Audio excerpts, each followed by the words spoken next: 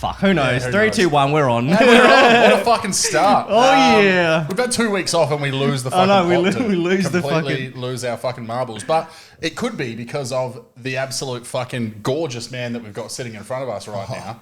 Another guest. This is our 4th guest in a row. We've just fucking absolute hitting it hard. A massive welcome to the man behind Young Blood Mental Health. Please give it up for Callum MacPherson. Welcome. My pleasure to be here, boys. Thank you for that sterling introduction. Doing our best. Now, you've grabbed the 0.9 beer out of the fridge. What is it? The Bluey. The Bluey. Sober October. The Bluey is on. But I did say he went and grabbed a vodka and put it in his marketing cup so he could... I'm a real good influence for mental health. That's right. Absolutely. Yeah, you can't got a beer and some fiberglass. And he's doing fucking Sober October, so... Yeah, that's right. Yeah, so I'm depressed now. But look, thank you for coming on. I guess what I wanted to say, first of all, which I think is kind of funny about our introduction, right, is so I've seen you have Mark Ryan on the podcast. Everyone with this podcast is very familiar with Mark Ryan. He's a fucking cult figure at this point. He's a legend, man. He's a bad man, but a good man.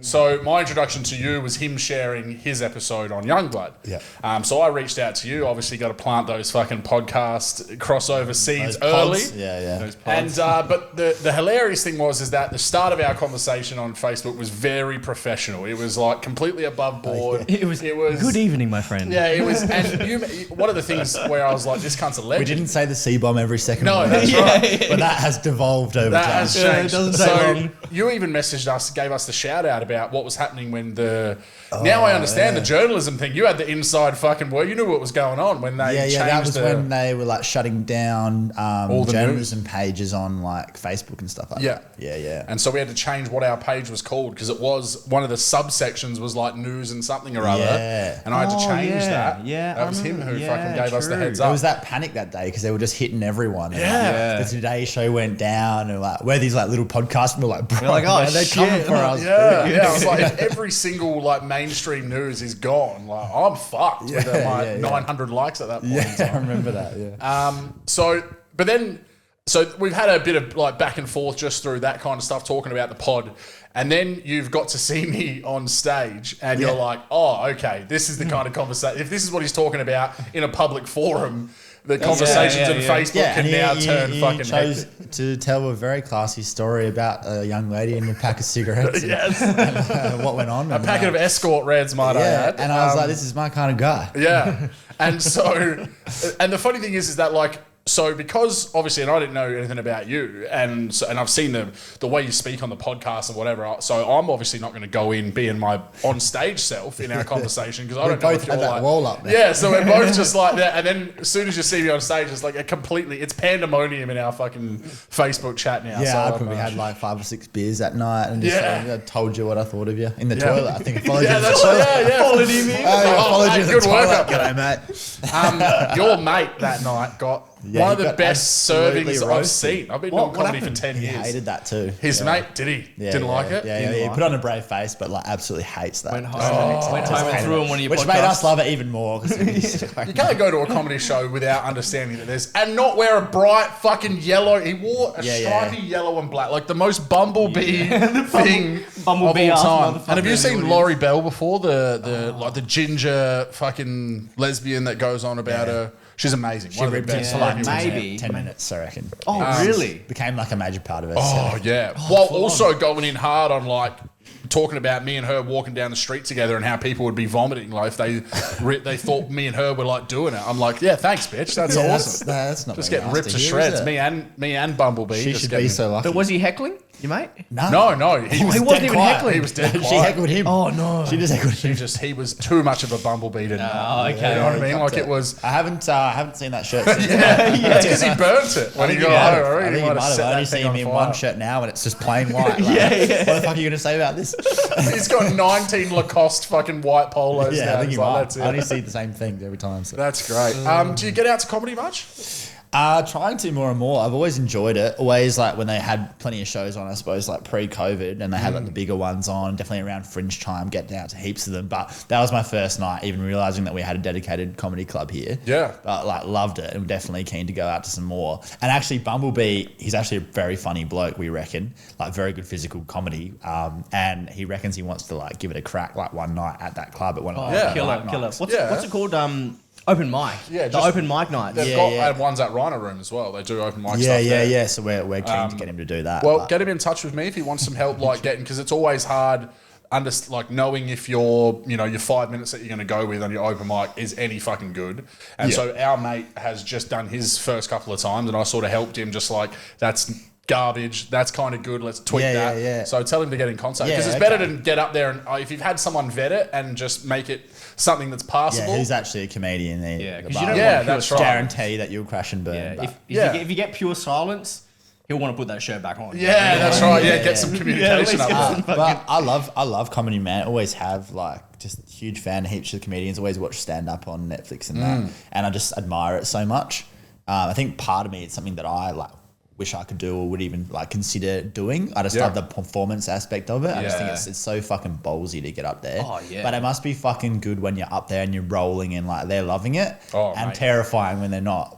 Yeah, Yeah. well, Oh, yeah. I I can can imagine honestly that. say I haven't had too many times of dealing with that. As much as I'm going to get an even bigger head, but I've never. Have you ever seen me die in the arse? I don't think I've ever seen you like completely bomb. Yeah, no, I don't think I have had it. Like there was one kind of bad. Because pretty much every actually. comedian can say that they've bombed like like multiple times. That whereas- one night after COVID, that one show, my that first was show probably back the rustiest after I've 5 ever months. seen you. But it was out the back of the Juke in the beer garden. Yeah, so okay. it's that Fucking massive Sunday open arvo. space. Oh, right. On a Sunday and everyone's all afternoon. distracted and shit. Yeah. There wasn't many people there, and it was Mark Ryan that was running it. I fucking love him to death. But he put me on last. Yeah. Because there was a 12-year-old kid who like had a condition of some kind, and like his dad wanted to get him to come and do this stand up because he'd been working on it. Yeah. And so Mark's like, you've got to close because his friends are going to come and watch him, and I don't want any of those kids to hear what you fucking talk about. on stage. And that kid murdered it. Yeah, bro. he was amazing. He was so funny. He threw everyone off because we've all had months off. This is one of our first gigs back after COVID. This 12-year-old gets up and fucking kills the room. Then all of his friends and the family leave, leaving only a handful of people left in the room, and then I've got to close that night. And the whole time you're being showed up by a 12-year-old. And I got married the day before. It was the day after my wedding. So you were hammered as well. I surely. got married on 3 days' notice because, again, we thought we were going back into lockdown. So we pulled the pin and Shotgun got wedding. married. Yeah, pretty much. And then I had to do that gig the next day. I had a hangover. I was Yeah. trying to drink myself back to... Yeah, it was just not a Gnarly. good... But even still, did okay. Yeah. All You that didn't boss. Also, considered. I reckon surely doing comedy with a hangover is like real hard. Oh, yeah. Because I've experienced that a fair bit. Even not that it's the same thing, but journalism, like reporting or like even podcasts, or where you have to have a conversation with people and words have to fucking come to your head and shit. If you're hungover, you just kind of don't have it. Yeah. So, your cogs are going a bit It's why slow. why we do it on a Wednesday. Yeah, because it's exactly. bang smack. So you can't be coming down from the fucking weekend, and you're right in that sweet spot Right in for that coming back sweet up. spot, most of my spinal fluids come back. Yeah, that's right. That's I right. haven't made any more grave mistakes. for at least Have you another day. ever done an episode like either super hungover or charged or drunk or whatever? Nah, not of Young Blood. Ashamed to say, I've been on another person's podcast with a pretty nasty hangover and managed to pull it off. But I remember just being like, but Yeah, definitely trying to times, man, when I used to work in the news, doing like news stories, like very hungover from like going real hard, and just sort of being under the pump to produce like 2 news stories in a day, which is like very intense, do or die. You have to get the result, and you have to go meet people you never met before and like just fucking bang shit together. And I've just had times of being like, I can't do this. Like my brain doesn't work. You don't realize like how on you have to be to do a job like that. Oh, no doubt. But I've got through some of those days, like literally like hand on my face, just being like, this is the most brutal shit I've ever been through, and managed to somehow still get the news to air. And now whenever I'm like a bit hungover for work or anything, I'm like, remember that time though when you went to could DEF never be CON? that bad. When you fucking went Remember when you went to DEF CON and didn't sleep for 2 days, then came back, went out again, then went to work, and then had to do 2 stories, and you still fucking made it happen. Bro, and your jaw's still orbiting your head. Still got a mini solar system around it. That's true character though. Fucking hell. Hey, look, that's how you fucking grow, bro. That's how. Well, it's like me. Pain, yeah. It's like the couple of times I've tried to do stand up while high, and I'll never do it again. Yeah. because it's just I fucking lose all. Oh fuck! I'd freak out doing Well, that. one time I did it we're doing a competition. Because some comedians are that's their thing. Or whatever. It's not mine, dude. Yeah, I just dude. lose my That's fucking plot. hectic.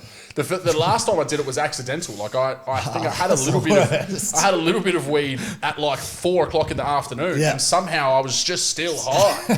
Which I was like, what the fuck? I did it thinking I don't want to be high tonight. I'll have a little bit now. I'll be fine. I found I was just still whacked as like 5 hours later. This is bullshit. And then the anxieties just would be horrific. I would imagine. Well, the first time I did it was. I'd done it like once before, but I'd had this when I was smoking flat out. Yeah. And this was like 2011, 2012. And I'd done some like a little bit before and got on stage and did fine. Yeah. But this night it was a competition. It was Triple J Raw Comedy at Rhino Room. And so it was a competition and I had to go first. So I'd never gone first before and I knew that I was actually being judged. So then I'd had a spliff with a mate while we were eating dinner. And then he had one left and he's like, oh, fuck, you're on first. You want to have this other one? I'm like, yeah, maybe that'll calm my nerves. Right? It calmed everything. Double layer. So I got up on stage and I didn't know I was doing it, but I was pacing, like viciously pacing. You know, like someone waiting to get bad news. like I a was caged pacing. lion, like. And I was trying to get through. I was kind of like stumbling. And then someone was recording it. And in this bit of the video, I finally get to my good punchline and I snap to the audience. And then I do the second half of my set good. But getting to that first like good punchline, it was a fucking mess. It was like the roller coaster when it goes up Yeah, and up and up and up. And then like I'm just like in the zone afterwards. But yeah, so I'd never do that again. Yeah. But what I wanted to, going back to the whole, what I was saying before, it's interesting because I do stand up. Are you high right now? Yeah. Fuck yes. Sober October. Sober October got him fucked up. Bro. Yeah, that's right. I was watching you have a beer and now I'm all fucked.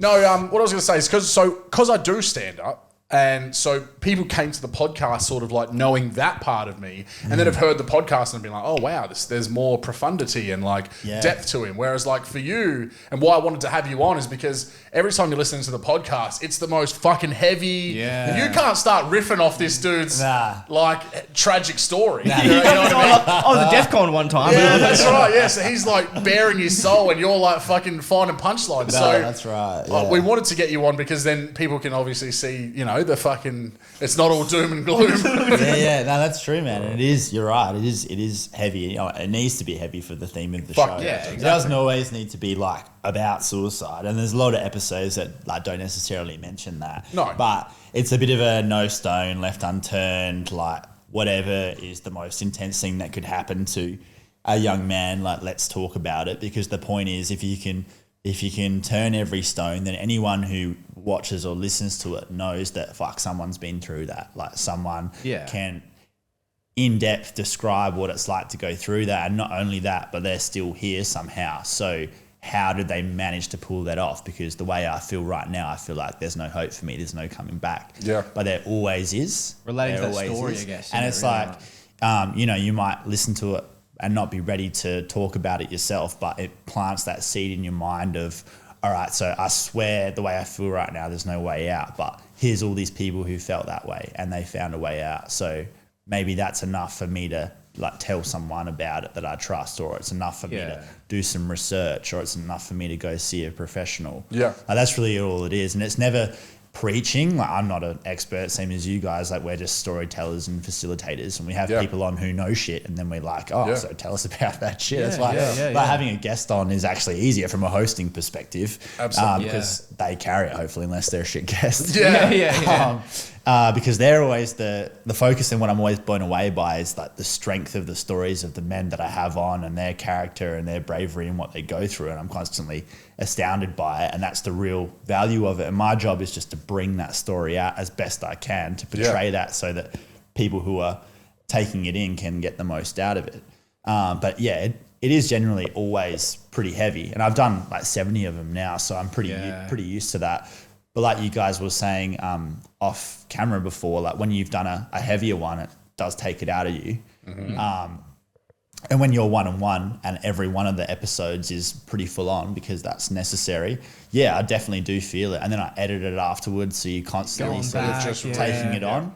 But I'm always up for that, because most of all, I'm privileged that those men who don't know me from a grain of salt pretty much every time are willing to share their story on my platform, and humbled that I've created something that people want to use to voice that. Exactly, man. feel like so privileged to be able to then share that with others. So yeah, I think it's a bit of a burden to take that on and have to do it. But at the same time, it's like, how fucking great is it that I've managed to create something that's meaningful enough to me where like I desperately want to do that and hold on to that because I feel like gives me actual true purpose through storytelling. And I think that's what we're looking for. We're looking for something that we can make a contribution in a real way that helps other people and be like, fuck yeah, like that's what being a human's about. Yeah. And you're willing to work hard for that and you're willing to like take on the emotional burden for that because you know it means something. Yeah. What you're not willing to do, or what I wasn't willing to do, is work real hard for something I didn't believe in. Absolutely. And then just keep getting up every day with that soul destroying feeling of like, what the fuck does this even matter? Yeah.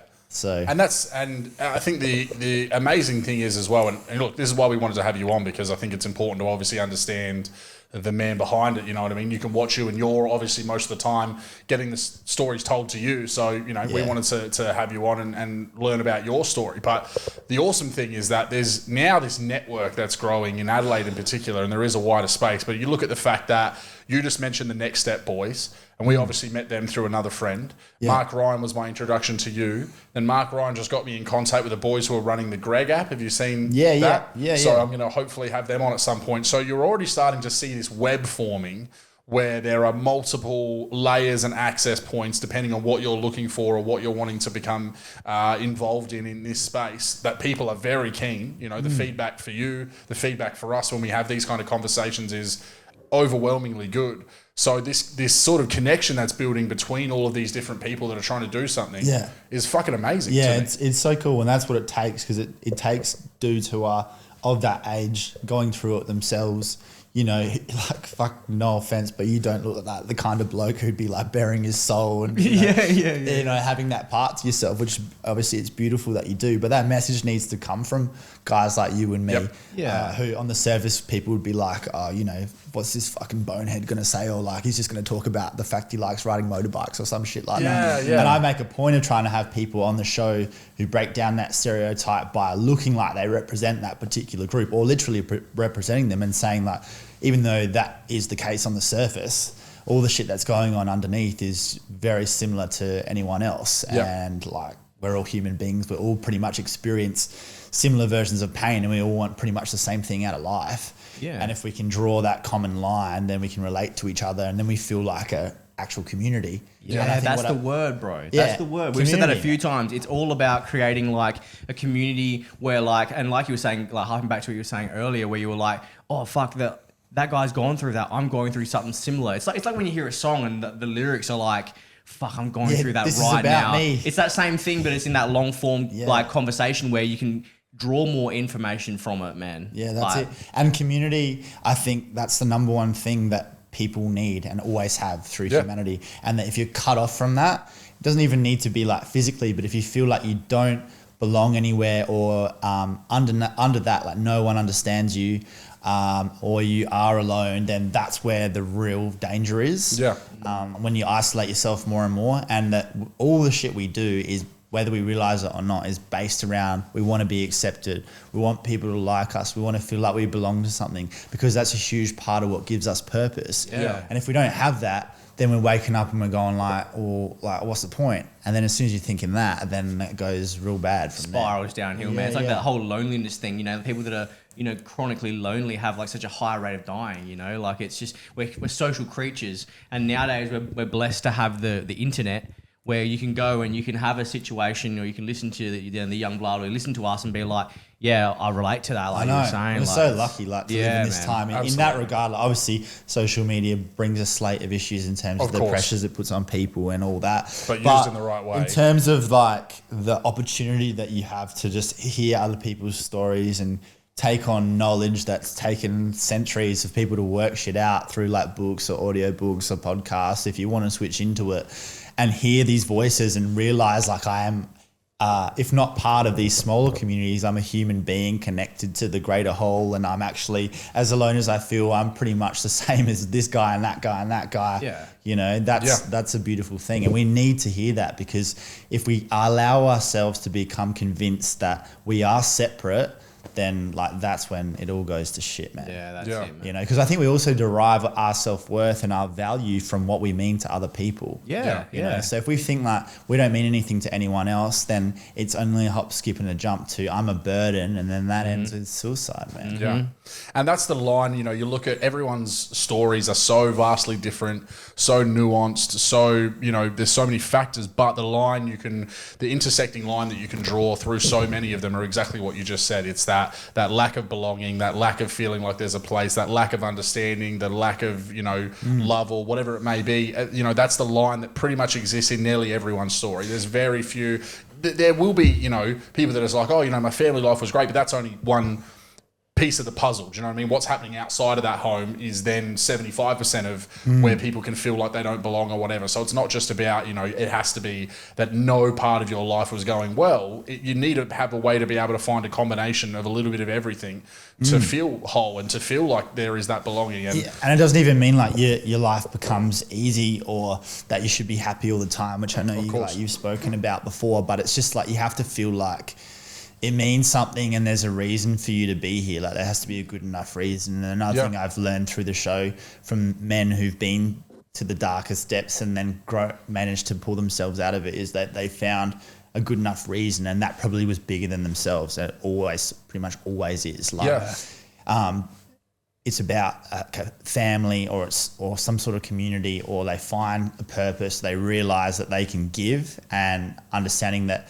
the real gold and what's going to save you is understanding that giving is actually better than taking, and the more you take, the more you isolate yourself and separate yourself. Even if you end up with a whole bunch of shit that society tells you you're meant to have, it's going to be fucking empty. You know? Exactly. And we're told this all the time. I think many of us can't actually work it out until we get there and realize. Of course. And like you said before as well, that feeling, and obviously you're very blessed now to be able to carve out the path for yourself that you have, but that feeling that you had when you were really focusing on the mainstream journalism of like, what am I doing? That exists by the fucking, billion, because that's so much of our, what we're expected to do. You think about, especially these blokes in their, mid-20s, late 30s that have got that trade when they've come out of school because they told them that was going to be the answer. Yeah. And by 25, 26, they've already got back issues. Their hands fucked. They've completely fucked one of their legs. And they're like, I've got 50 fucking years of doing this. But more importantly, they've been told to harden up. Yeah. Because I remember doing, like when I was doing like labouring and stuff like that, I remember the older dude that I learned under, harden the fuck up, bro. No one gives a fuck. I don't care. Just do it. Yeah. You know what I mean? And it still seems like that's so common as well. Yeah. And I know like the messaging is sort of changing around that. But I guess we're probably biased because we see like mental health related stuff all the time. And sometimes even as much passionate as I am, sometimes it gets a bit much for me, like all these posts about boys can cry and shit. And it's like, but it's my fault for liking all those pages. So You've got your algorithm all fucking trained into it, I don't have time to cry right now. You're like, I get it. I can cry. I will if I need to. I will if I keep seeing this. That attitude, I think, which has been pervasive for men throughout human history. And I had a guy at an event at Wales the other week say, like, why do you think that it's been entrenched in men that we don't talk about our feelings and we have to just, bottle it up? And I think it comes back to hunter-gatherer times where men, literally their job was to go out and fucking hunt or make things happen and bring it back. And the women stayed home and took care of stuff and talked because they had time to. And the men, based on survival, we had to go out and like hunt and just gather. And and if they said, I don't want to hunt. I feel like hunting today. In that situation, if you're sitting around talking about it, then you're not acting, then back when you actually still have to fight to survive, you're not doing what you need to do, and then that doesn't work. So I think that's been ingrained in us from an evolutionary standpoint for that reason. But it doesn't stay like that as our society evolves. Yeah, we just got Uber Eats now, so it's true. That's right. We can just talk about it. But like another more modern example of that, which I've come up against with men who come on my show, talk about having PTSD, like veterans. They talk about, being in Afghanistan the night before one of their mates got killed in front of their eyes. And the next day they're back out on the battlefield on patrol, right? So they have a debrief but there's no time for them to really process that shit because they're still on deployment. Yeah. So like they can't process that properly at the time because then the job won't get done. You know, they might not be able to concentrate and then someone else dies. Like, so they die. That's an extreme, that's an extreme example, but I think that's been sort of the mindset that men have been taught. And as we grow through the ages, there needs to be more leeway to be like, okay, so yeah, there's nothing wrong with those traditional masculine roles. In fact, they're completely necessary in many ways, and that men and women are different. And we shouldn't try to be completely the same because that just doesn't make any fucking sense. Yeah. But at the same time, understanding that men are actually going to be more effective as partners and fathers and human beings in their own right if they're able to actually express themselves and be a complete human being, just the same as women. Because otherwise we end up bottling all this shit up and we can't function properly and then we fucking kill ourselves. And what good is that to? Yeah. Or the bottle up explodes in a way that is ended up being far more detrimental. Like maybe violent, actually suicide, violent. But it's violence or it's, you know, abuse or any of those kinds of things. Exactly. And then you're not contributing effectively to society at all. So, you know, and then that also then if you've got like kids and let's say, you know, you then blow they up. see it. Yeah, then they see it and then you blow up, you get taken away and they then grow up their lives only having a female figure and then that fucks their shit. It's like one big cycle that fucks their life. Yeah, and their memory they have of that of male their father as well. Someone who lost and then it perpetuates. And also a lot of the time that man who's making that decision or reacting in that way, they don't even know why they did it. And they're doing it partly because of their upbringing, the fact that their dad did something similar or something worse that they mirrored off. And like, there's so many fucking layers to it. And we can't go back to someone's past and fix their trauma or change the way that they were raised. But I think what we can say and we can show examples to men of other tough men and say like, no, it's actually okay to talk about this stuff and it's a sign of strength to actually be honest about this shit and you're going to be more effective, which is something that I think resonates with men, right? We want the blueprint. We want to be able to get the job done. We want to be able to be treated with respect by people. We want to be seen to be strong, which is why we don't talk, but actually changing that so that being straight up is a sign of strength is the way to make that happen. I think. Absolutely. Yeah. You know? Absolutely. Yeah. And if you see other men that you respect are doing that, that's when you'll do it. Yeah.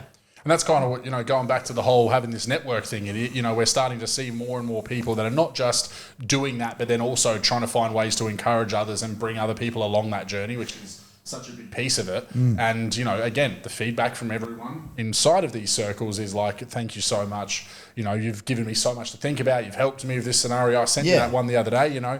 It's amazing to see just because if it was like it was before, you would have just expected that, you know, this kind of like wave comes along and everyone just goes, oh, look at these fucking dickheads, like thinking that. And it was funny, my mate actually said that to me. But everyone can relate, man. Yeah. If it's done authentically, you know, the fact is you can't really hate on mental health. No, that's right. Because life's hard as fuck and everyone is struggling with something. Yep. You know, so if you're just being honest about that and people are getting up and they have the nuts to talk about it, you can't really hate on that. No. You know, I mean, you can, but it's just like then you just make yourself look like a fucking absolute bozo. Yeah. And if you really were to, then I'd be willing to bet that you're fucking struggling. Yeah, absolutely, exactly. All right, well, I want you to take us back because you know we've obviously got a very good insight into the absolute fucking knowledge base that you are on this subject, but we know that you were doing journalism. Talk to us about Young Blood and how it came to fruition, the history of it. Yeah, so I spent 4 years as a TV reporter. Yep. So I did my degree, learned fuck all from that, to be honest. Just mostly partied the whole time, was it? Yeah. I spent probably, 2012, 2016, largely at HQ in Red Square. I feel you. I do love me some good some HQ. Soho, bro. The water fountain out the back there. Oh, bro, when you're I cooking. miss that place. I'll tear up, man. Old HQ is like, You can just do laps. Yeah. And when you're fried, doing laps is fucking fantastic. The kids these days won't understand. I did 23 flash dance in a row when I first turned 18. I've told this so many times on the potty, but I love telling it. We were playing indoor cricket on a Wednesday night, right? So we'd go there, we'd bowl first, then me and my mate would bat first change, and then fuck off so we could make it to happy hour. What a time. What a time. So good, man. Well, and now there's nothing like it. I know. And then you got COVID now, and you're like, fuck. Like, Everyone's wearing masks and I sitting know, down and it's shit. shit. Imagine your jaw swinging in a mask. Yeah. We used to do that anyway. But yeah, we were lucky to get the time that we had. But yeah, anyway, I managed to still get good grades at uni. And what I learned... What uni did you study at? Uni SA. So I did journalism. Yep. But what I got a lot out of was volunteering at Fresh 92.7 for 4 years. The whole time I was there. So I used to get up, volunteer, like read the news a couple of mornings a week. I was one of those nervous people that's like, okay, and now checking your traffic. Oh, really? Yeah, Okay, so I used cool. to do that at like 5 a.m. Did you ever meet Johnny Concept? Oh. Yeah, dude. I saw Johnny Concept at a engagement party a few months ago, and like he put on a hell of a performance. Yeah, bro. shout out to him. He's a legend, bro. He was DJing that shit. Really? But it was so good. He like unbuttoned his shirt and he was singing "Pretty Green Eyes." It was fucking Oh my God. phenomenal performance. Was Big Al there at all when you were there? Big Al, yeah. I used to know him. Actually, like, yeah, he used to be there when I would like do the news back in the day. So bro. he's the man who got me into stand-up. Yeah, right. So okay. he was on this DVD called FHM Search for Australia's Funniest Man or Woman. He was our SA finalist. No shit. And he worked at the Parafield Gardens, the Hollywood Plaza Blockbuster. Yeah. So like I knew him from Blockbuster, knew him from this DVD. I get a job interview at CGU in the city,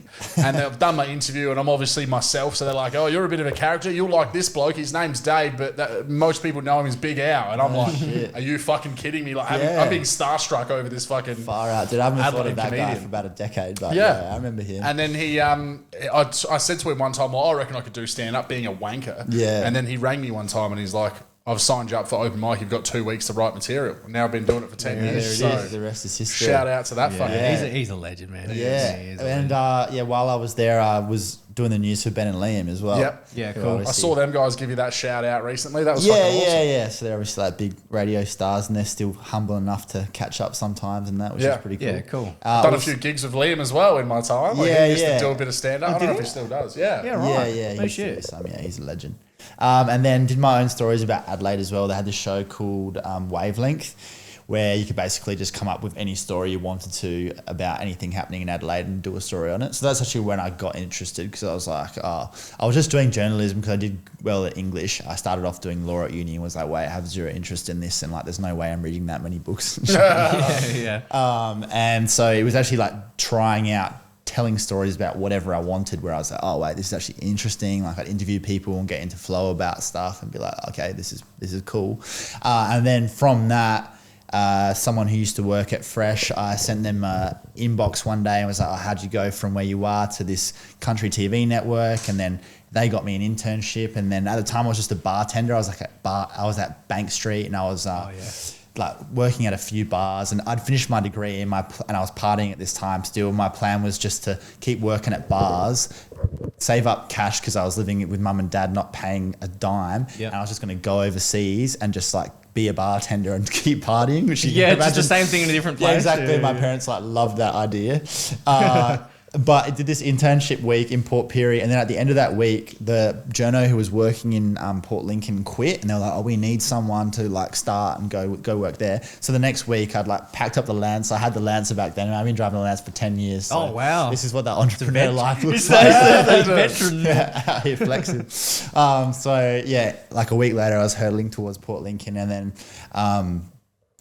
from there was went from living on the same street my whole life to living on a shack on the hill with no appliances, like surrounded by horses. And then I had to sleep in a motel room for 2 months. Had to like build my own wardrobe because everywhere I stayed wouldn't have a wardrobe. Had no like dishwasher, like wouldn't have a fucking stove top. I'd have to like plug it in a share kitchen and like just sleep on the floor. And I was there for like 9 months, and I had to film myself, find the stories, report the stories, edit the stories, 2 stories a day, just me and 4 computer screens like in a room. And so like slowly went mad because again, isolation, like if you've got no one to work with, that's the worst. So I experienced like the hardest job I've ever had as my first job, at the same time as moving town and having to be away from that would have been a everyone big for the culture first shock, time. man. It was tough, and like being in a country town as well, which is a different vibe as well. So that was a real challenge. And I got out of there, went to Townsville for a year and a half, North Queensland, which is a whole different kettle of fish. Like Paul Hanson, Bob Catter, used to interview them and stuff. Wow. They'd be like, what was that like? Oh, just cooked, man. Like I think it was that famous Bob Catter quote where he's like, "Oh, 1,000 blossoms bloom" or whatever he says. Like I was there for that day. Wow. No claim to fame. He'd ask one question and he'd just go off on a tangent for like 20 minutes about something completely different. And then say something. That was like Then say something racist. And then something universally profound, like straight after. That was a bizarre time, and the whole place was just like kind of like it was stuck in the Cretaceous period in terms of the visual. Like you'd swear some dinosaurs were going to walk out. It'd be like 33 degrees every day and 95% humidity, wearing a suit, being like, this is just like fucking torture. And then it just all kind of looked like the set of Crocodile Dundee, but everyone was like, thought that was real normal. City councillors wearing thongs and like saying cunt.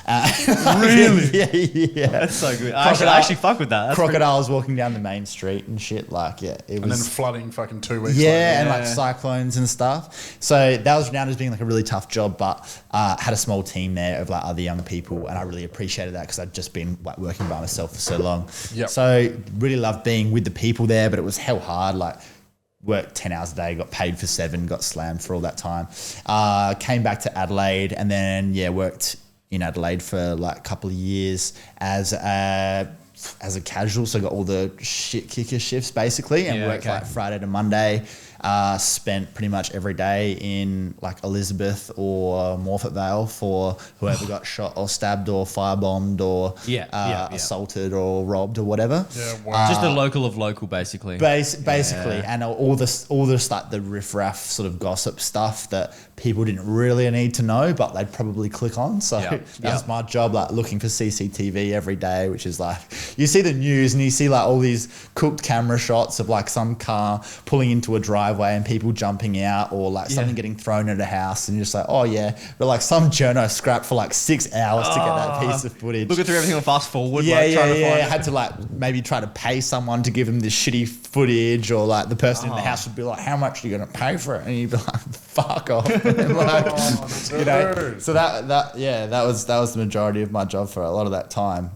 Heaps of pressure too. Like you'd be doing live crosses, or there'd be bushfires or whatever, and you'd have some massive day, like sweating it under the pump from producers, like deadlines, like real hectic stuff, and then you'd have to get on live TV in front of 100,000 people or whatever, and like not fuck up, or your career's over. So I was sort of running on this rate of like, and I think a lot of the guys who stay in that, they live for that. Like they really love being on the edge of their seat and anything could happen. And you sort of pay for the shitty conditions and the shitty money and the anxiety with the excitement and I guess seeing yourself on TV. After I'd done it for years and I'd done pretty much the same story like hundreds of times other than changing the street names, I was just, it just didn't do it for me enough to keep doing it.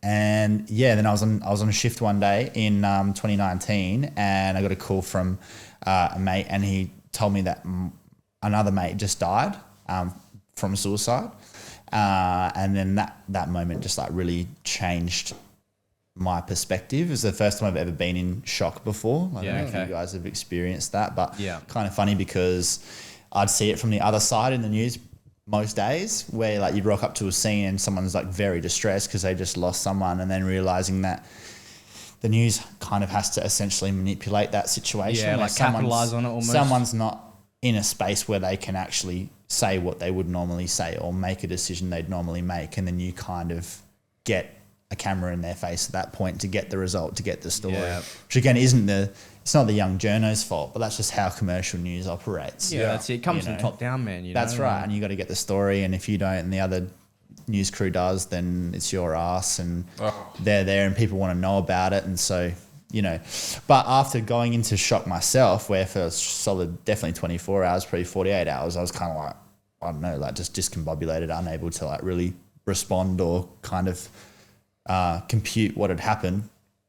And then going through like proper grief after that. And I don't know if you guys have lost anyone to suicide. I have. You have, Just seeing the destruction that causes to so many people, and first time I've ever lost someone suddenly as well that like was well before their time. Yeah. And just experiencing like how fucking terrible that was.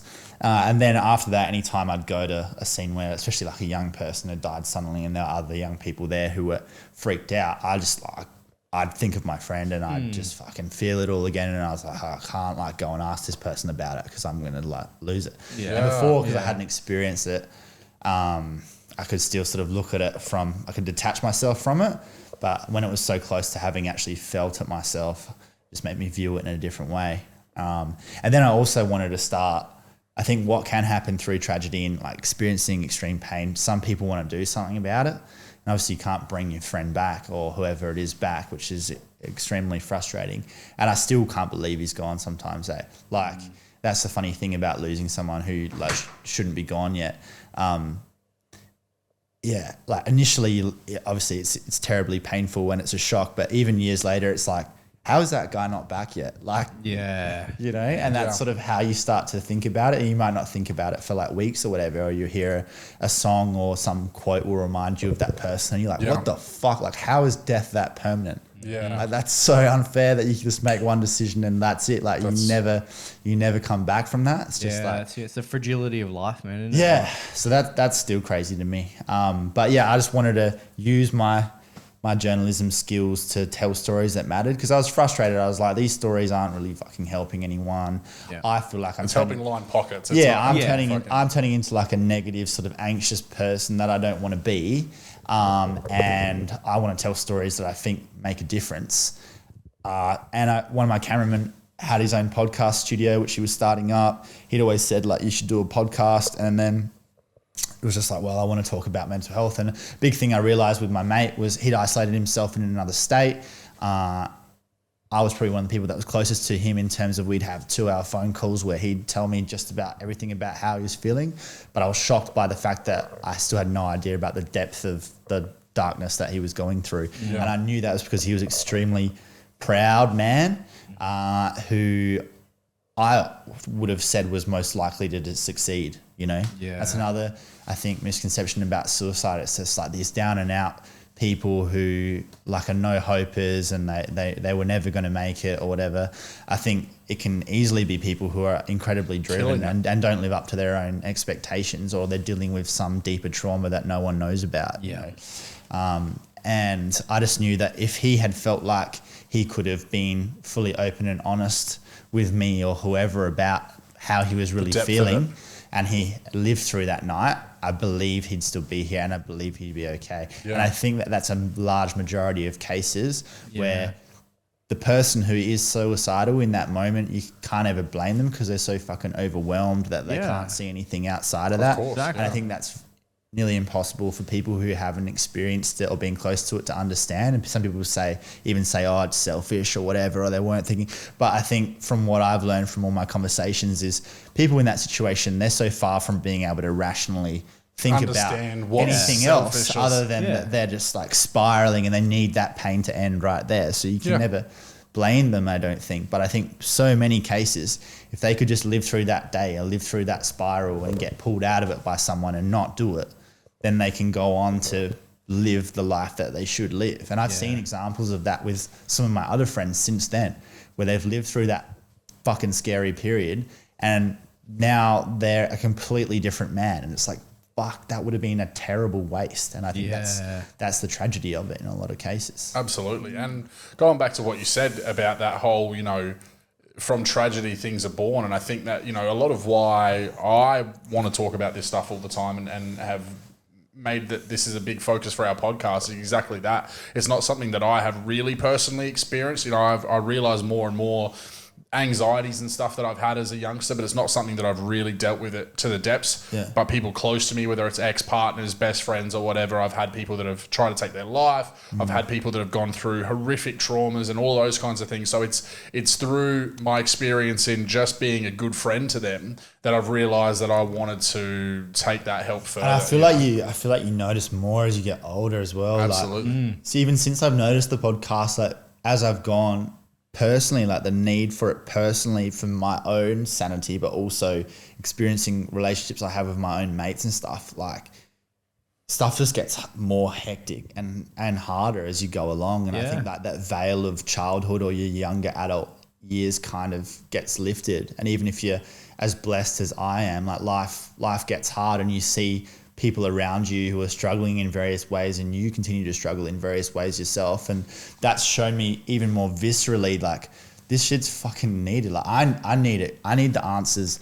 I need someone to tell me about how they think about things and what they remember when times are hard, and, you know, like, what's the roadmap for bringing yourself back out of the depths when you're in them. You know, like, it's become even more personal, even though it started so personal. Yeah. Like, I could name 5 friends right now that I'm a little bit worried about. Yeah. So that's dangerous, man, isn't it? Like, that's crazy, bro. The thing of what you're saying though as well for us, like, this is therapy for us as well. Like I'm already sitting here while you've been talking. I know the feeling that I'm going to have when this episode ends, and it happened with the Next Step boys, and it happened with Mark Ryan, where you have this kind of conversation, and I fucking float home, dude, because it's just it's so good to be able to. So, and that's the thing is like, it's not just about like, oh, I'm really struggling, I need to be working on it. Like, it's something that you need to do even at 90%. Do you know what I mean? You got to make sure that you're looking after that 10% that's going through a hard time at work or whatever it is, because it can very quickly, that 90 can drop to 30, can drop in an instant. And yourself as well.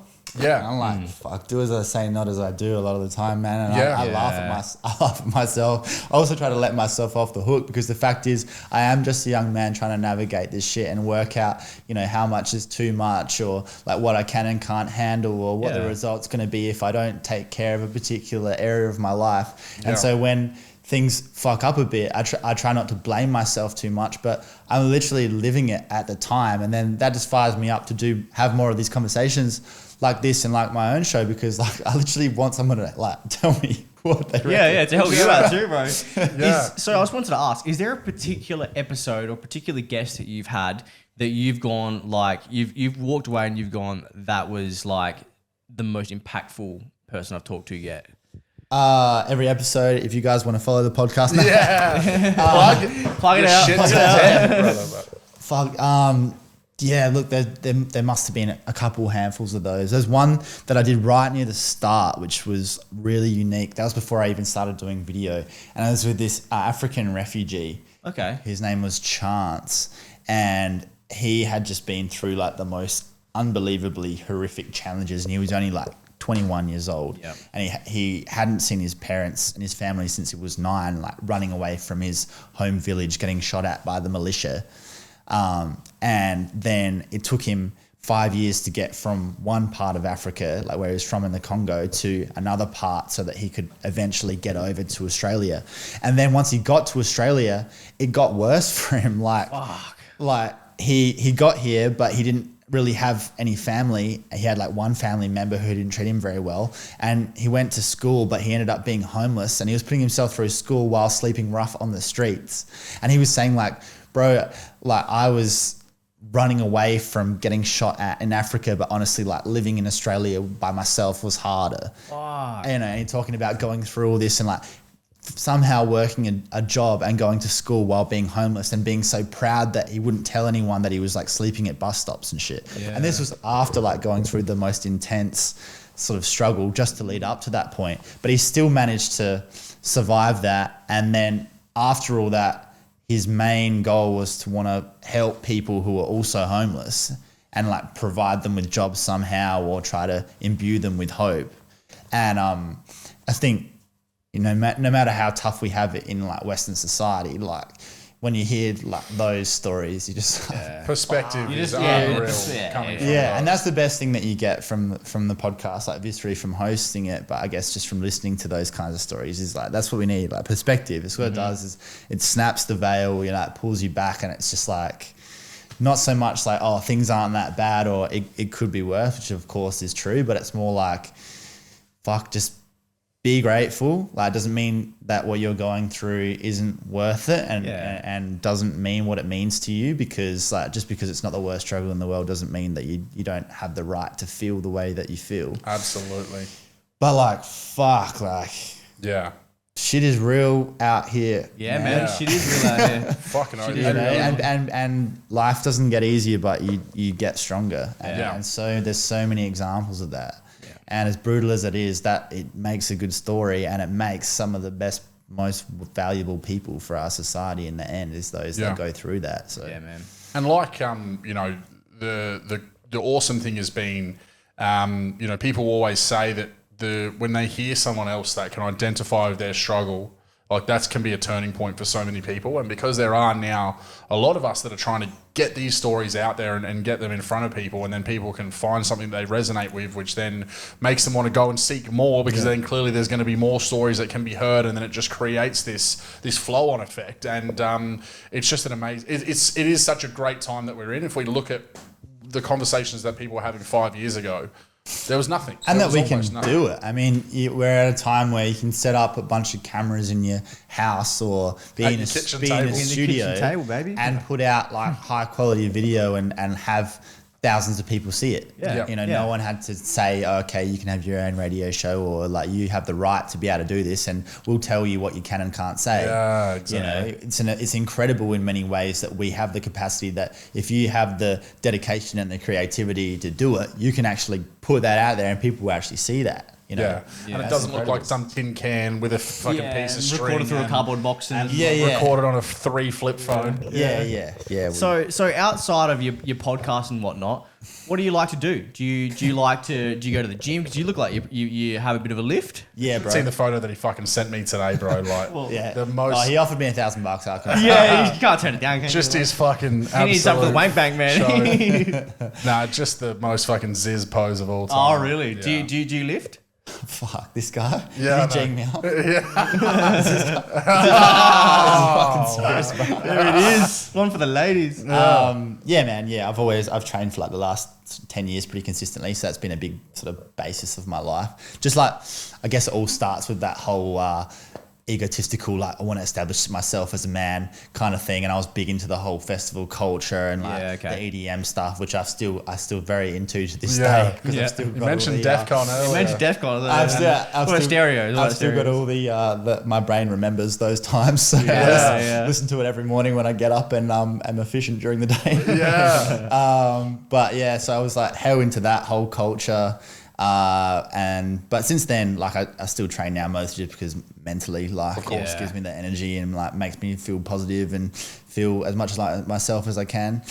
So gym stuff, then I also do Krav Maga as well, like self-defense stuff. Cool. So it's the Israeli, the Israeli one. Yeah, so I've heard about that. Doing that for a couple of years. Is that like more grappling or more striking? It's all, so it's grappling, striking, and ground stuff. Oh, cool. But it's like not a martial art; it's just street fighting. So it's basically like what to do if people come at you in various scenarios. If you're on the fucking podium at HQ, right? Trying to fuck your shit up. From training there, I was like, dude, there was so many times where like I was definitely in danger in those environments, and like somehow got away with it. But yeah, I do that just because it's like real practical and it's a different like thing you can do with your body. And I always hated the idea of getting started on not knowing what to do. Yeah, man. Especially if you're like out with a chick or something like that. Yeah. So I really like doing that. I still fair Gumby at it after a couple of years, but know a bit more than I did. And then like really like reading, man. Being cool. Yeah, pretty adamant. What have you been reading lately? Just a lot of philosophy, like no shit. The Stoics. Dolly Doctor magazines from 89 Playboy. No, like the Stoics philosophy resonates particularly. So right into that sort of stuff. And I've sort of hit a point where like knowledge is power, brother. Oh, we're fucking over it, where like I want to learn as much as I can. And as far as dead time goes now, like I used to be able to just sit in front of the TV for fucking like so long, and like I always like love playing video games and stuff. And I still play one with a mate or something, or I'll still like watch a movie if I really want to, or like find an episode on Netflix. But now that like I'm living by myself, I can't like sit on the couch like aimlessly looking for something to watch.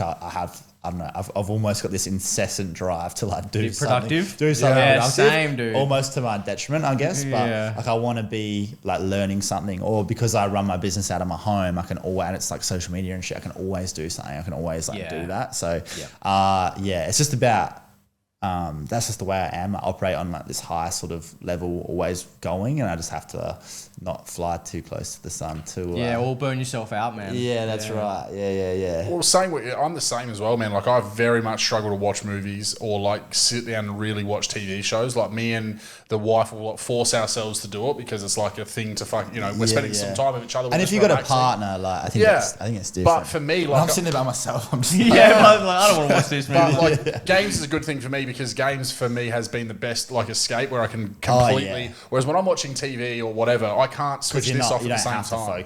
Whereas when I'm playing a game, I'm so focused on killing this motherfucker or whatever. That's the only thing consuming my mind. Yeah. But even like you were saying, but everyone needs that break. Yeah. And for me, a big one, like I've got a fat like sub in my house, which my neighbours fucking hate. I got my first noise complaint the other day. Oh really? But like I won't turn it all the way up. But literally, I'll just sit there and like crank bangers like after a long day and just which is obviously not many, calming down. Not to many bangers. people would understand that, but like that's just shuffling in your kitchen. That's sort of how I operate. Like love dancing, love just like cool. love heavy bass lines. Shit. Yeah, music is like, such a good. I think we want something to just drown out whatever it is, and maybe that's more noise. Yeah. But I'm a complete contradiction of a person basically, because like I like reading, I like these deep conversations. I'm massively into mental health, and then I like all the shit that's hugely destructive. Yeah. So superficial and yin and the yang. Yeah. So it's interesting and sort of like ironic to me, but I think we're all pretty varied kind of people, and it's all me. Like I know it's all me, and I'm just like a bit. It's like anything though. It's like it comes down to moderation with some things, understanding little bits of everything can be good. You know what I mean? Like again, if I played games, fucking. For every waking minute that I had free, that's not good. That's too much. Same with like even we were talking about the conspiracy stuff before. Like if I just consume that kind of information all the time, it's really fucking depressing. You're going to be a nut and you're not going to be like very productive. I'm screaming from a fucking mountaintop or something, right? Saying the end of days is coming. But like, so it's about, there's enjoyment and there's fulfillment and all those things that can come from all of it. You just got to make sure that you're doing it in the right way. Yeah, and I feel very blessed because now I've found this purpose and I'm motivated to build a business around storytelling and around mental health, and that just gives me such a fire when I wake up, which I've like never had before. Of like, all right, I'm excited to live every day because I'm building something. And I think that's what everyone, but probably men in particular, want to feel, and also that I'm building something for other people too, and I know that it means something to them, and that validates me and makes me feel like I'm doing my small little part for the world, and I think we all want to feel that. So I'm more than happy to work my guts out for that, because I think it's like owning your own home. Not that I do, but if you're renting or you live with a roommate and it's their house and they're like, oh, can you clean this or whatever, you're kind of like, oh, fuck off. Like, I don't know what. But if it's your house that you're madly always trying to do shit to it because like you built it and it's yours, and that's sort of how I feel about my work. So and there's no glass ceiling to it. It's that's right. The amount you put in is directly and I see that so hard. Like it directly correlates to you get out what you put in, and then I always have to look myself in the mirror, and I feel like all the blame and all the glory rests with me, and I know I'm like accountable to myself, and I'm self-aware. Doesn't mean I fucking do the right thing. But the thing is, I know when I'm fucking up. And then hopefully I can have enough of a good look at myself, because I also realize that how I feel and how fired up I am and the privileged position I'm in to be able to help people, that all goes away if I become complacent and I don't keep my foot on the pedal. So it's funny, like you just become more aware of that you play these little mind games with yourself, and really it's always you versus you. And you have to love yourself, but you also have to be accountable to yourself, and that's all part of the same picture. And it's like it gives you the power, because it's like, well, I don't really believe that my success or what I'm able to do with my life is down to anyone else, which gives you great power. But at the same time, that means like, well, then it's with great power comes great responsibility. That's Spider-Man. But then it's all on you. But I'd rather that life than being a victim or blaming other people. Bro. Fuck yeah, dude. The victim mindset is actually something that recently I've realized has become so much more prevalent. Like a lot of people are just quite willing and quite happy to be like, I'm the victim. I'm not going to take fucking control of my life and like be responsible for it. Yeah. Well, it's a lot easier to not change everything. Yeah. Yep. And to pretend like you weren't the, it's not your fault, because like to acknowledge that fully is like a full destruction of your ego and the way that you see the world. Yep. And even trying to tell other people like that's the way it is a bit hectic as well. And like understand that that's what you're doing for them. And people have to reach that point themselves where it means enough for them to reflect and really want to change things. But because there's so much involved in that, I think generally people will be dissatisfied with their life and settle for that. And especially once they pretty much have to because they feel like they have to because they've got kids and all these responsibilities that they have to cater for, they'd rather just not fucking overhaul everything.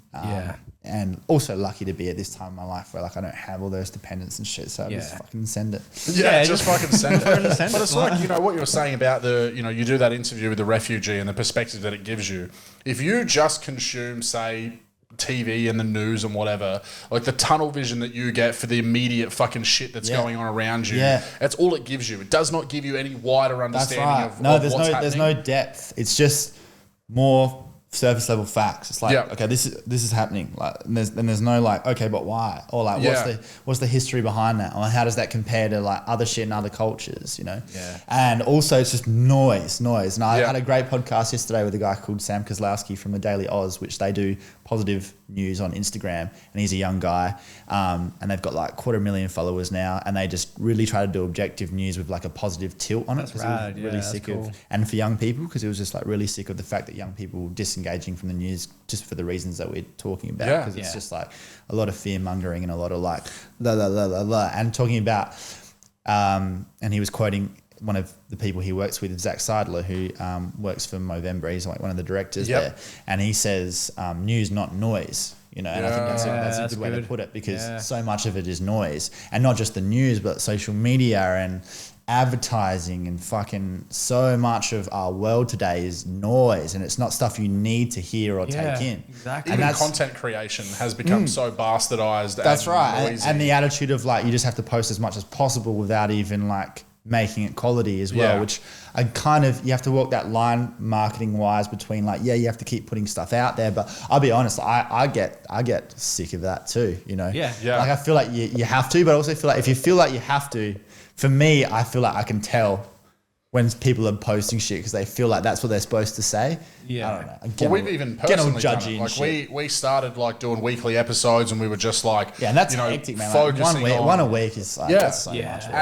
And we've realised that the guests are really where we've hit the mark. Like we've had a lot of good episodes of just us too. Oh, and you did like 50 episodes like with just you guys. Like that's so much. Like. So that it was like, all right, we need to make sure that we're focusing on, you know, if there's weeks where we don't need to do something, let's use that on investing time into editing content out or making clips, or, you know, focusing on other social media rather than just doing episodes for the sake of doing episodes. Because it's that exact thing. We'd rather save it for the good stuff than just be creating for the sake of fucking creating. Also, like the quality over quantity, the model was like, we were like, fuck it. Instead of just like us sitting here and talking about wheat bix for fucking 3 hours, let's actually plan out how we're going to do it, because we we got to a point where we're like, we'd rather have the quality guests coming on, and like circle back what you were saying earlier. So we dropped the ball tonight. But we'd rather be authentic, bro.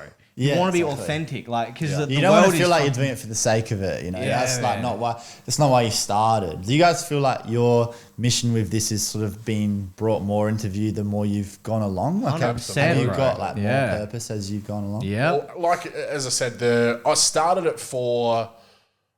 it because obviously we were in fucking lockdown, and I'd just come out of like doing a hectic fringe schedule, and I'm like, I need to fucking have some attention on me. But no, I started it because I thought that I had it more.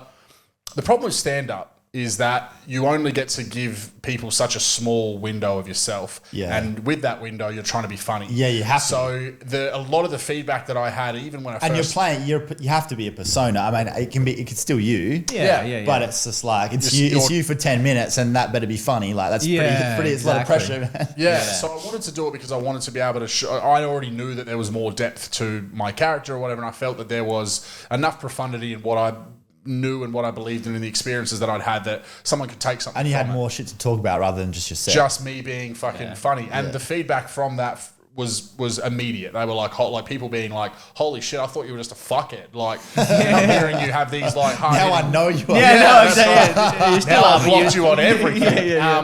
And then when we started getting feedback like, you know, you guys have helped me through this time, then it was just like, this is I'm real. fucking here for it. Yeah, because then it's like, oh, I can do that too. Yeah. So it wasn't just like, you know, I think to start with, we were kind of more about, we wanted to entertain people, and maybe it was more about making people think. You know, we wanted to make people think, we wanted to make people laugh. That was our goal. Yeah. Then when we started making people fucking feel and maybe make changes in their life, I was like, fuck, all right, now this is something that I'm really focused on. And if you can do that that's a real art form. And then also I admire with you guys just your dedication to keeping it going, because I know how hard that is, man. That's fucking hard, dude. Like, to rock up here every week and keep doing it. And I know you love it, and you're really passionate about it at that point, because people will start something like this, or they'll think of an idea and they'll be motivated initially and they'll do like a few episodes or whatever. But like, as soon as it starts to get hard, or there's all this other shit involved that you didn't realize was part of it, and you just want to do the fun creative bit, but actually you have to do the logistics and the editing and the organizing, and then you actually making sure people are still listening. You don't get paid for it, and you're actually paying to do it. And like, so how are you going to keep doing that? Like 95% of people will stop doing it. That's it, man. You know? And for us, it's been like, obviously what it did for me was it made me appreciate stand-up as a hobby, because I was starting to be like, maybe I was starting to do fringe shows and we were selling out nights, and I was like, hold on a second, I'm pretty fucking funny. So I started thinking about, you know, maybe I'm going to take this stand-up thing like fairly seriously and at least try and make it a secondary income, but I was still working full time. Yeah. And that's a very hectic schedule. Yeah. And then we went into lockdown and I was missing that content creation, started the podcast, and then doing the podcast, I was like, oh, this is way better, because I can rock up to my mate's house at fucking whatever time, we plug the fucking shit in, we bang out an episode, I go home. There's not that pressure. Whereas like, you know, staying in the city for a 2-hour show where I'm on for 5 minutes of it, and then getting home at fucking 12 o'clock at night to get up and start work back in the city the next morning. And for getting no money. You get fuck all anyway, so. And I'm only giving people that little bit of fucking myself. I was like, you know, so now it's made me appreciate, cool, I can just do stand-up as like, when I love that adrenaline rush of getting up there and a set going like you mentioned. And that's all I'm taking from it. It's not your only outlet. Yeah. And it's not like I'm like, I need to nail this set because I'm trying to get these more gigs and do these more things. I couldn't give a fuck now. I'm just doing it for fun. And then you'll probably be funnier, man. That's the thing too. I think it has helped me you're more chilled. Like, if you're trying real fucking hard, it's funny. It's like, it's anything in life, isn't it? If you really want a job, if you really want to get with some chick, whatever the fuck it is, if you like want it too hard, you're trying way too hard. Desperation Desperation fucking reeks. And it's like, you know, now having something that is, like you said, I feel purpose more than ever. You know, I've got a great 9-to-5 job, but that's the purpose I've had from doing 50 episodes of this podcast has been way more fulfilling. I would get up more in the morning for this than I ever would a 9-to-5. Oh yeah, you know? If we could do this, I know we would. But what about you, Ryan? In terms of what, like, what have you got out of doing it, or what's kept you doing this shit? See, I've started interviewing you. Look, now he's flipping the script. I'm a pro, bro. This is more than anything, I think that like the mental health episodes that we've done, right, talking to people, talking about it, I've then gone and then gone away and gone like, fuck, that's helped me more than it's helped the other people. Yeah. Like, and I think like, of course, the laughs and like the learning and like, you know, and all that kind of stuff. Us getting to hang out all the time. Yeah, us getting to hang out. Yeah, that's it. Because he was just like, oh, we should just talk shit on the microphone. We're like, all right, let's do it. But I think like, someone was saying it to me recently. They were like, I've actually seen it in you. Every time you talk about it, you see the rejuvenation, like, and you don't realize it until you're doing it. Do you get that as well? Oh, massively. Yeah. It's just, it is cathartic. Mm-hmm. And it doesn't even, I think like mental health conversations are a great way to bring it out, but it's even if you're talking about ideas or you're just having the kind of conversation where like no one's looking at their phone, right? Yeah. Which I'm blessed to have all the time with my friends and family. But anytime I meet someone who's not in that usual circle and we have a conversation like this, not necessarily on a podcast, but just like hanging out, and they're not used to it, they're like, what the fuck, this is great. Like, this is a great conversation. And I just take it for granted. But I think this is a massive part about the best part of being human, because what it is connection, in like its purest form. Exactly. And I think that's what lifts you, because you feel like, even if you don't consciously interpret it, it's telling you like, I belong to something and other people are also alive, and like we're floating on this space rock right now, and it's fucking hectic, but that's all right. Like we can talk about it, and that's cool. It makes us feel better. Yeah, fucking well, oath, like, bro. you know, like I was saying about our chat, you know, obviously it's fine. We're having that initial conversation where it's all business. But then when it starts getting to us just like fucking riffing off each other and just like taking the piss and whatever, like that's the best part of life. Like I love that shit. And we had a couple of our mates on the podcast. Yeah, because it's honest, man. It's honest. Exactly. I think people are crying out for honesty. Like that's what we honesty, want. bro. Like, especially when you're constantly confronted by this veil of this world of people putting out false projections of themselves, and you're watching news where you don't know what's fucking true, and like so much of it is like you with a bullshit detector, like sifting through shit. Bro. That when you know that something's definitely genuine, it's like, yeah, that's what I want. Yeah, you know? People are thirsty to get away from the noise and get to authenticity. Yeah, and go, you know, like that's. And I wish the TikTok content where it's just like a chick getting her titties out and stuff like that, that's all well and good. You'll never compete with that, brother. But like, I'm sorry. you never compete with that, right? But Give me the titties. I wish that had its own section, and then it was easier to not get bombarded by the noise. Do you know what I mean? Yeah. That's so easy to find it. Yeah, It's just you don't need to. And then you hit the like button by accident. Yeah, and then you watch by accident. And then a couple hundred times, and you can't get away from it. You go onto a profile and you're like, The ones that annoy me is the ones where they're like trying to like subtly tell you what their fucking OnlyFans is. I'm like, I could not give a fuck about this shit. Like, Pornhub exists. yeah, exactly. That's where it should be, shouldn't it? Yeah. But so is there any sort of like, you know, with the Young Blood stuff now, or even your other business, like what is if you were to say, you know, what's the kind of next step and the goals for you of what you want to be able to do as a permanent job? What does it look like? Yeah, so my business is called Young Blood Media.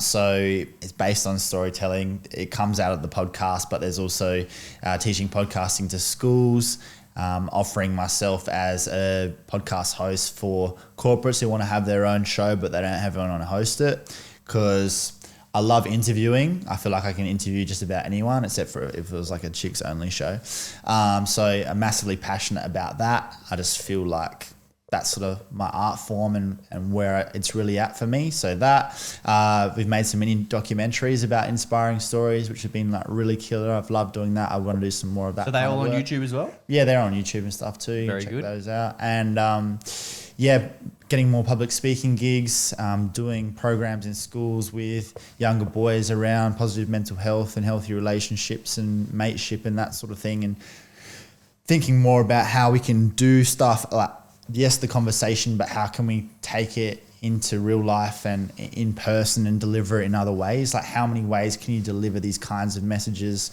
where we really talk about that essence of human existence? So yes, it's mental health, but selfishly, it's just like feeling that connection that we're talking about in as many different ways as possible. So like, yeah, the online media is part of it, but also delivering it in person, delivering it through film. Yeah. And the more I put myself out there as someone who wants to do this stuff, the more opportunities arise for that to happen. Yeah. And I think one of the absolute keys, which is a huge challenge, is just like keep going. Yeah. Like, even if it slows down for a while, like just don't stop. And that I know that that's going to take longer than you would imagine at the start. Yeah. But I know it can keep going because it's not a selfish interest where, like, obviously selfishly, I just want to work for myself and make that work financially so it can be sustainable.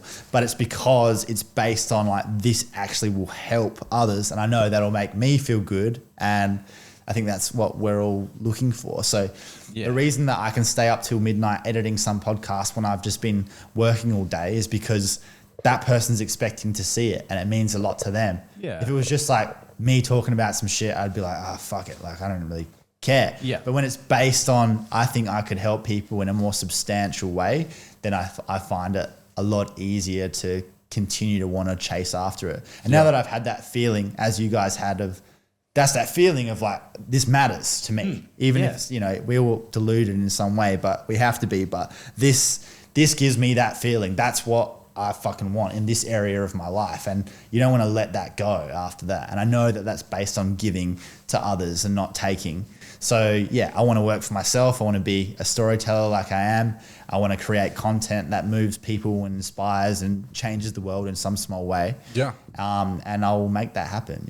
Yeah. Well, look, you've got so much success already, man. You know, you're already on the path. You know what I mean? Like, so it's just a matter of time. It's got to keep going. You know, Keep going. And you mentioned like for me as well, like as a goal, I really want to try and find my way to get into the speaking roles as well, at the public speaking stuff, because I just think again, you know, that it's an amazing to be able to use, I guess, the ability that I've been able to develop getting up there through. and no one laughs. Yeah. When I did this gig the other night, fucking dead silence, 45 minutes. Of course. But I think that, you know, I still have something to offer there in that space of being able to be well articulated but use the experience that I've had from being up in front of people all the time to be able to deliver a message that's different than me talking about the go out sex with me for a packet of cigarettes. You know what I mean? So that's definitely something that I... Yeah, that's a real struggle people will relate to. Though. That's it. Because I think, you know, again, there's just such an opportunity to be able to use the skills that I've learned from that. For and you realise you don't have to be one thing, or like if something's paid the bills in the past doesn't mean that's the only way that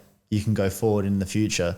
And it just all these other doors open up, and if you keep sort of going in the right direction, and if it's like if the path you need to follow is completely covered in fog and you can only see the step in front of you, that's the only step you can ever see and take. But if you just keep doing it, you end up where you need to be. Yeah. Man's read a philosophy book for sure. Yeah, He knows philosophy. Stoic as fuck. Should we get into the questions? Let's do it. Let's fling it at So him. if you've listened to a full episode, you'll know that there's a set of questions at the end. So hopefully you've got a bit of an idea of what you're in for. So question number one. Hit him with question one. What is your favourite song? Of all time. Of all time. Should we give him the top three? What is it called? The fucking... Nah, it's all right. It's It's My Time by Will Sparks. Oh, bit of Will Sparks. Bit of Willie Sparks. Chemical Energy is one of my favourite songs. Yeah, like, I love bit of a different tone for that one, but So, do you, as a frequent HQ goer, did you happen to be there the night where he got belted at West Terrace Macca's and then came back and did his set? No, I didn't know about that. So he was doing a double set that night, right? So like one in the early and then one that should like carry the closing death set. penalty, man. Hey, what the fuck? And he has done his first set, gone over to get some Maccas, got in a fight with some drunk dude, got fucking belted, and then come back and done his fucking second set with a black eye. What a fucking trooper, Will Sparks. Holy shit. Sick. Yeah. I would expect nothing less. Yeah, that's right. Yeah. I'm still going to his shows. I've been there going for like 10 years. Right, I'm like that weird old groupie. Me and him, he was like the same age as me when I started going to his shit when he was like 19, and so was I. And now it's like 10 years later, I'm like, all right, I'm still doing this. I got to fight. Good music, Shout out to my beautiful wife, but they were doing a massive fucking festival thing with Will Sparks headlining at the Old Adelaide Jail. Yeah, I remember 2017. That. And my son's just been born, and it's like a month later, and we're like just settling in, and I'm like, I got to go to this. And she's like, why? Like, why? You like this? What are you doing? Like, you're fucking 26 years old. Yeah, she don't need you, boy. All HQ's closed. Like, let the dream die. I relate to that. And the funny thing was, and just all the other problem is, I'm such a fucking loose cunt that she's like, you're gonna go out and you're gonna get too fucked up, and I'm not dealing 3 days later, he would still be gone. And sure enough, that's what I fucking lost my phone. Oh fuck. Got back to our hotel that we were staying at, borrowed a friend's phone, rang it like 437 times, and I was like, because at the moment I bet my wife's fucking ringing me, girlfriend is ringing me going, where the fuck are you? My phone's fucking in the jail. All of a sudden on ring number 900 million, some cleaner answers, and I was like, I'll give you $100 fucking if you stay there with my phone. I'll get a taxi there right now. So sure enough, got a fucking taxi, got my phone, rang the missus, all good, sorry, just lost a bit of track of time. Dude, then went out to fucking Highley Street. Didn't even pack it in. How did she respond when we got the call? Well, the thing is, this is because I'm a piece of shit. I just told her that it's Tuesday. I just told her. I told her I got distracted, like I just lost track of time, and then later on I told her I was like, I actually lost my phone for 3 hours. Like, this is why I told you I didn't want to go out. I'm like, that's why I didn't tell you straight away that I lost my phone, because I knew you would have said. It's all in the past. I told you so. Good night, though. Fucking sick night. Well, my friend was working the bar, and she's like, I can't give you any free drinks, so don't even try because they're monitoring everything. And then after I paid for my first two, she obviously realised they weren't monitoring shit, and then just kept handing me and my mate 2 double blacks each every time we went there for nothing. Double fisting double blacks, man. That was the day. Fuck yeah, dude. That's how you lose your phone. That's how you lose your phone. Jail. Yeah. You can't have it all, mate. Sometimes you win, sometimes you lose. And those double, like, I couldn't even drink fucking 2 of them now, dude. I know. Yeah, I could. Brutal. I could right now. After the stereos times. Oh, but when you were on one back in the day, you just have 12 and don't even remember them.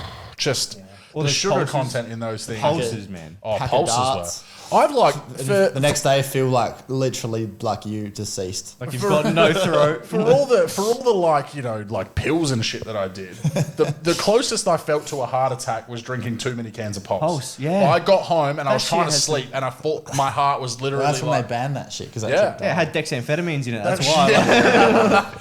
They were crazy, dude. Those Yeah, they were energy fucking brutal, the original Pulse. Hell of a combination. Yeah. Next question. Question All number right, question two. number 2. Did we change question number 2 to? I'm going to go with this one anyway. Wait, what? It was the comedian. Oh yeah, right. That's Always been the comedian. okay.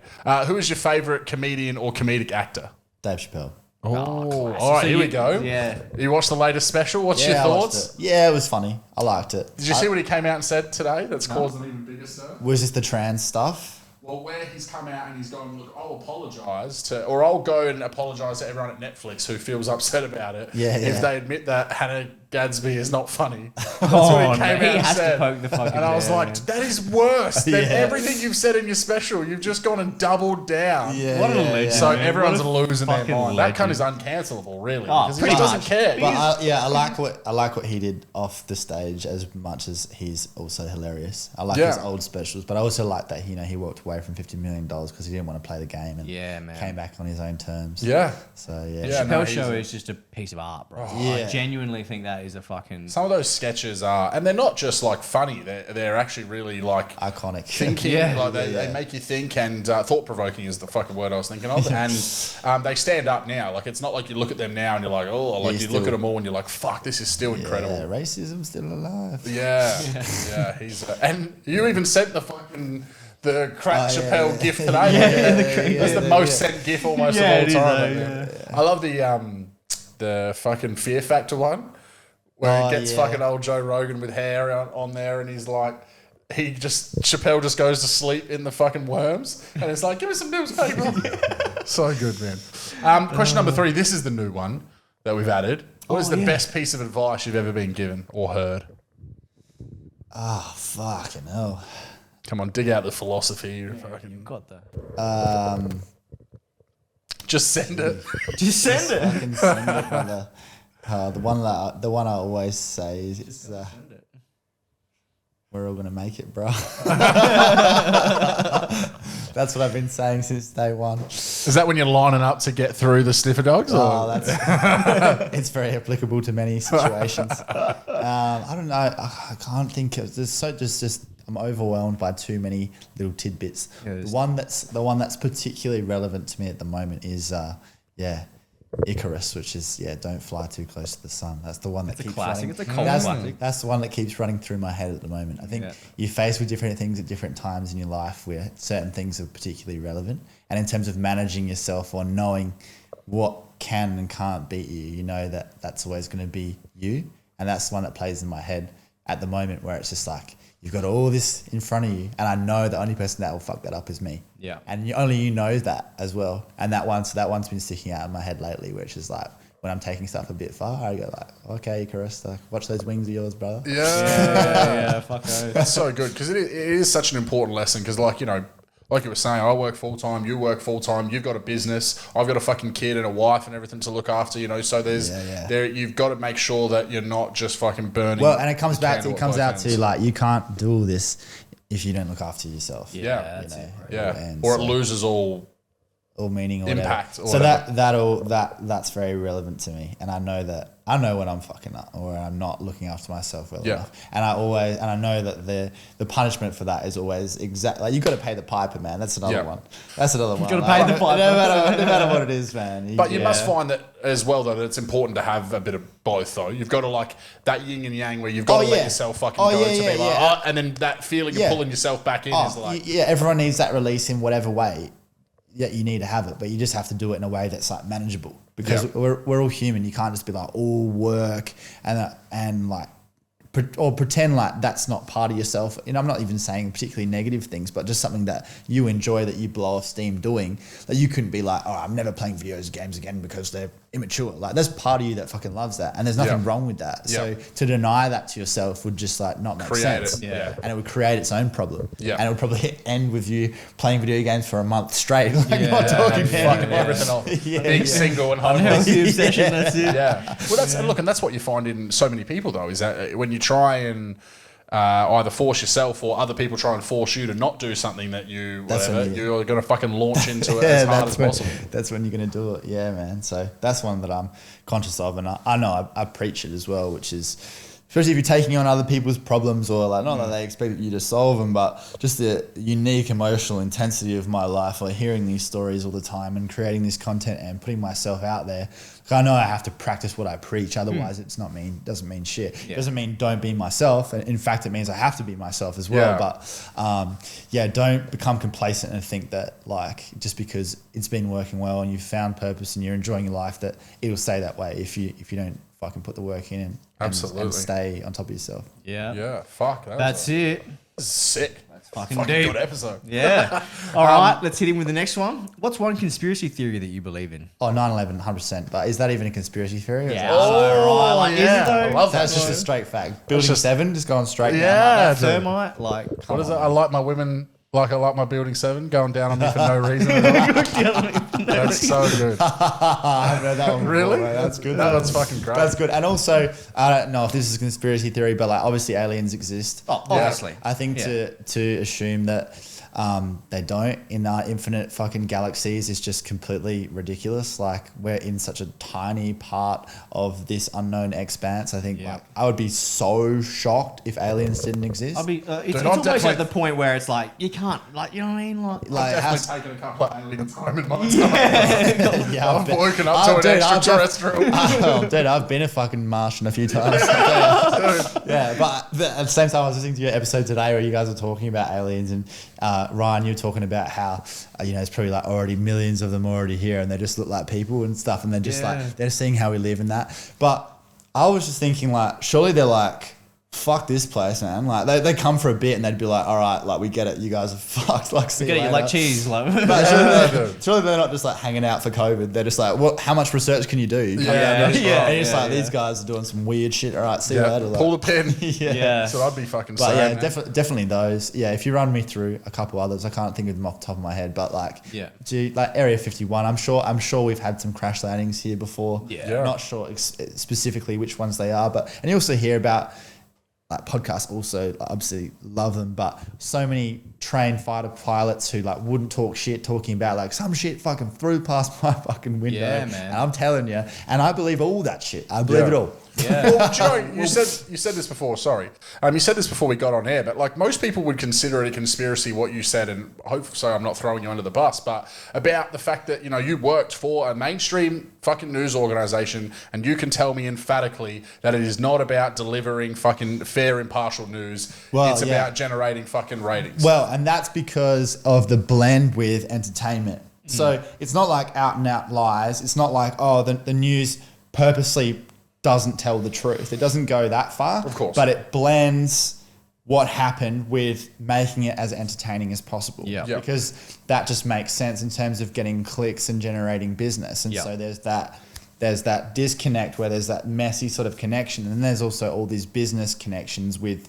media and news and interests. And that's when stuff like gets messy. So when they'll purposefully leave out parts of a story that would negatively impact someone who's a stakeholder or whatever it may be. Yeah, or your boss's boss doesn't want you to talk about this for some reason, so you just don't, And I couldn't point to specific examples on that level, but there was very much the attitude of like sexing the news up or, this isn't that interesting, but if we said it like this, it's not a lie, but it's like context, not necessarily exactly probably how you just explain it if you were to just be trying to tell.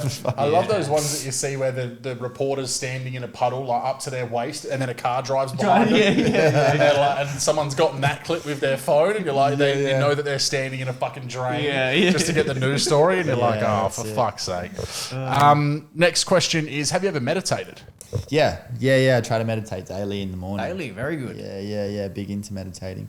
Something that I do find hard to be disciplined with. Yeah, man. That I always beat myself up for because every time I do it, I see the benefits. Like, yes, I'm the biggest culprit for like, that was amazing. I'm going to do this all the time. Yeah. Don't do it. Yeah. But try to just do 10 minutes in the morning. Sometimes like my excuse will be I can't be fucked sitting on the ground. And I'll be like, whatever, dude, just sit up in bed. I'll be like, my hips hurt or whatever. Yeah. I say in my head. You don't have to be sitting. I do it all lying down. Whatever it is. But I think like that's probably all you need, whether it's like in the morning or at night. But that just totally aligns with the reading I do, the philosophy I believe in. I'm also journaling every day now as well, which I do for about the same amount of time. Do that at the start of the day, just in my own way with a pen and paper. And again, these are the things that like you will slip up on, but it's all part of keeping yourself accountable. And I think like processing your own brain and like, you know, part of not flying too close to the sun is being like, all right, so remember what happened yesterday? Why that happened? That's cool. I have told myself that I'm going to start journaling probably 1,000 times. Yeah. And there was one time about 5 years ago that I did do it for about a week and then just completely dropped off. Is there anything, because I'm have such a high desire to fucking do it. Is there anything that really was the catalyst for you now doing it that wasn't before? And is there any tips that you can give me on how you keep fucking doing it? Because I'm at that point in my life now where I'm starting to think about, you know, the fucking fragility of life and whatever. I think that's what it was, and it ties in a lot with the Stoics. Like Marcus Aurelius used to journal every day, and all these incredibly wise people from history are like, no, you should really fucking do this. And I think the fact that it doesn't have to fit a particular template, like I'm not writing entire pages and shit. Like hopefully no one's going to read it. I fucking hope not. Do some dirty shit. So, you know, it might only be a paragraph or like 6 lines or whatever, but I do it with pen and paper. I leave it on the kitchen table. I leave it open. I leave it with the pen right fucking there. And, that makes it real easy. There's a cushion on that chair that I just go into. And I just make it the first thing that I do when I wake up. Yeah, cool. And what I write down is I write the mood that I'm in, just to like keep a track of that. I write what physical exercise I'm doing that day. I write my intention, and then I write a paragraph of just like whatever's going through my head at that time. And it takes me like 5 minutes or whatever, and I just do it. And some days I don't fucking do it. And then I still leave it there, and I might come back to it 3 days later and be like, yeah, fuck, but oh well, keep doing it. Yeah. You know? That's good. All right, I'm gonna fucking do it. Do it. Let's. I'm gonna report back in a fucking couple of weeks. And I'm gonna have done some fucking journaling. And I like doing it with pen and paper as well. I think you can do it with apps and shit, but we're on our phones so much. It's just that old school vibe of it. Yeah. And for me, like I reckon even if I had to go and find it and bring it out each day, I wouldn't fucking do it. I literally just leave it on the table. Yeah, that's actually a good idea. Like the first thing you see. Well, You know how you're doing Sober October? Yeah. You should do Notation November. Oh, dude, that's fire. Get around it. Because I need something like that. That's the thing is that I need something to like hold me accountable, and I'll fucking do it. Notation November. Okay. That's nice. I'm going to write an entry for every fucking day of November. And then the first episode of December, we'll come back and we'll visit some parts. Dissemination December. Yeah, dissemination. And I'm going to be like, yep, can't talk about that fucking Yeah, exactly. I'll get in trouble with that one. Yeah, that one's going to get me cancelled. Yeah, and also like, I live by myself, so I can leave it on the table and no one's going to read it. So that's the thing. I don't want my missus telling like reading that. She was a bitch last night. And Jennifer Aniston. She's still looking good at 55. She's still looking damn fine. Real good. These are just pictures of Jennifer Aniston. This isn't really a journal, dude. This is a wank, mate. This is fucking sick. And all the pages stuck together. What the fuck? None of them are from her from Friends. Like she's all like middle aged. You want to tell me? He's got that cougar obsession, man. All right. Hit him with final. Should we hit him with fucking question? The one that really that's what we're here for. That's what we're here for. Would you rather fight a horse-sized duck or 100 duck-sized horses to the death? A horse-sized duck, 100%. Yep. Yeah, because that's a way better trophy, isn't it? When I fucking throw it Aaron's down. going to fucking lose his mind. Bro, when I finish that duck, right, I'm going to be able to take its head and mount it on the wall and stand above it and probably make some sort of a little coat part out of it. Yeah. Maybe like a wolf helmet, but made out of duck, and it will be fucking glorious. Yeah, that's and also beautiful. Think of all that duck meat, which I fucking love. The duck meat, man. I love eating duck, right? If you just got 100 little fucked up horses, that's fun.